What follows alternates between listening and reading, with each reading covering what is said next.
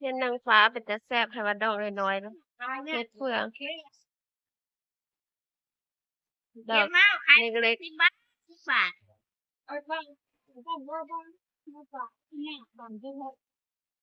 เพิ่นปลูกเอาได้เลยเนาะ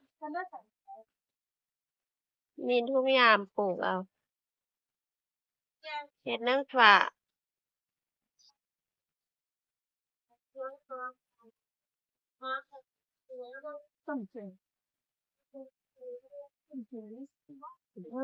นางฟ้า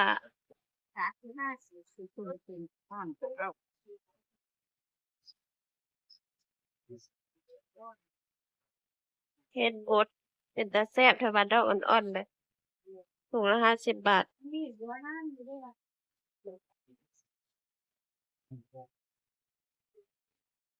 ถุงละ100ผักหวานก็มี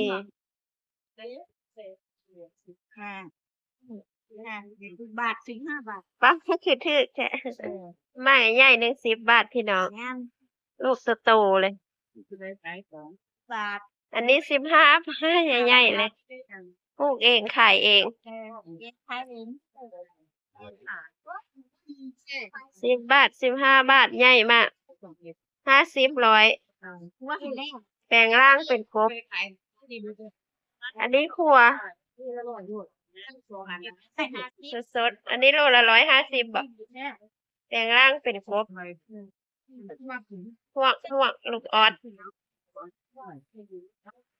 เต้นดำนี่สดๆเลยมะม่วงอันก้นสด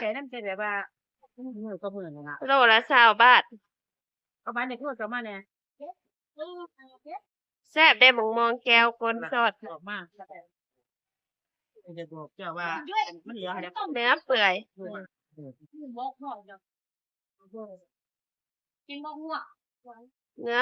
เนื้อเปื่อยพวงละ20 บาทยามมักไฟได้ทั้งผลไม้ตามฤดูกาลช่วงนี้มักไฟมักแงวทุเรียนเนาะมักแงวบางต้นก็หวานอมเปรี้ยวถุงละ20 บาทคือกันมักแงว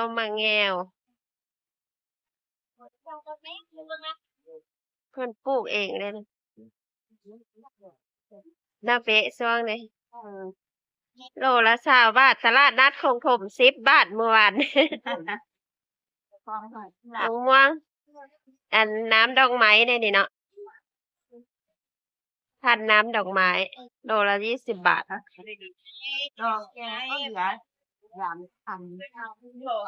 กแคใครบ่มีคนแคมาเอาดอกแคนะ สวยมากเลยกำละ10บ่เบะจ้ามันหลายสดๆเลย4 กำ100ใหญ่มากเลยสั่งได้นะพร้อมส่งตลาดสดอำเภอบางโคนจังหวัดสกลนครนะคะช่วง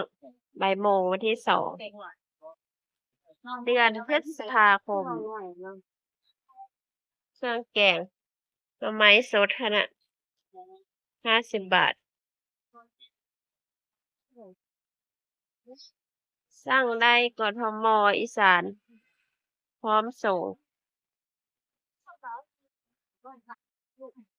สดๆเลยหน่อไม้ก็สดหน่อไม้เพิ่นรดน้ำได้ขึ้นตลอดกาลเลยนอนี่เป็นนอที่ปลูกง่ายมาก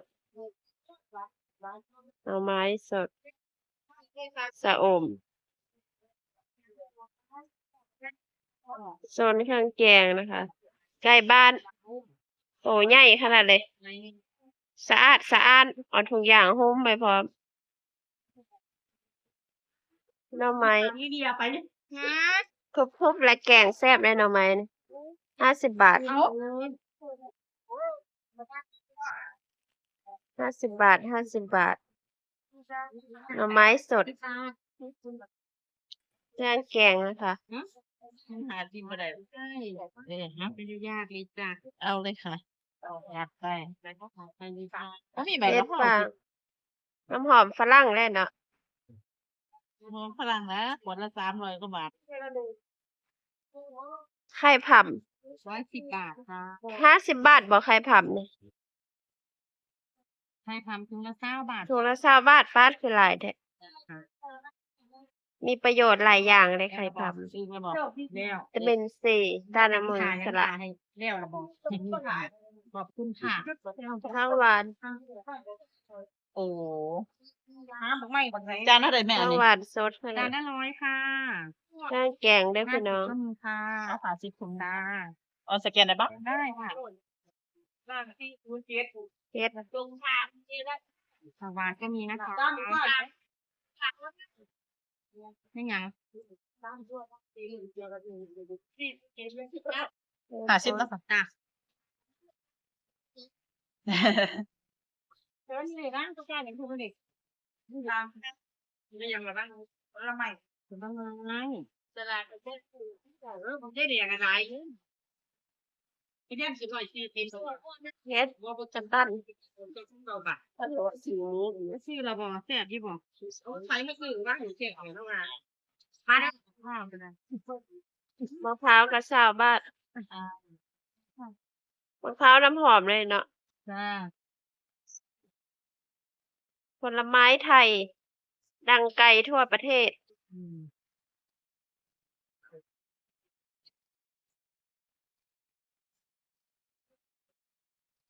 อันนี้ผลไม้ทั้งปีผล กิ ไม้ นได้ตลอดปี ร้านโน้นทุเรียน บ่ อันนี้ก็ แพงอยู่บ่ทุเรียนตอนนี้โลละ120บ่ 120 120 130 บ่ ส่งที่ถูกที่สุดเลยส่งปั๊มปตท บ่ 8999 โอ้เดี๋ยวสิไปก่อนซัน อะไรด้วย ขนมไทย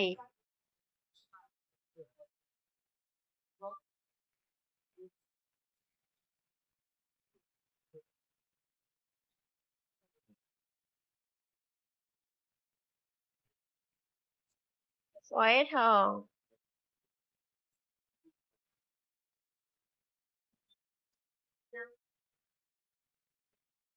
เค้กก็มีนะคะ